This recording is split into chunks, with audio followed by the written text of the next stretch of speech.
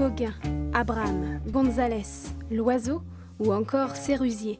Au musée de Pont-Aven, on peut actuellement voir les œuvres de 80 artistes. Ces pièces ont été créées entre 1860 et 1960. Elles se divisent en 3 grandes sections.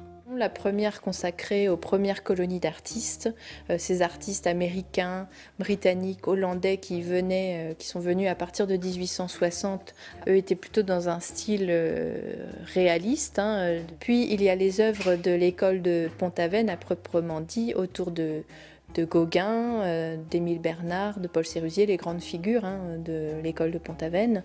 Et la dernière section est consacrée aux artistes du XXe siècle qui ont fréquenté Pont-Aven, représenté Pont-Aven et ses alentours, dans un style soit proche de celui de l'école de Pont-Aven, le synthétisme, ou alors étant resté fidèle à un autre style comme l'impressionnisme. Sur les murs, des peintures sur toile, des aquarelles, des dessins et même des incographies, des gravures réalisées sur des plaques de zinc. Le musée vient justement de recevoir en don une zincographie à la sanguine, et pas des moindres, la seule réalisée par Paul Gauguin dans le cadre d'une de ses séries. On y retrouve la synthèse des formes, le trait qui simplifie, qui va vers la simplification en fait de la représentation.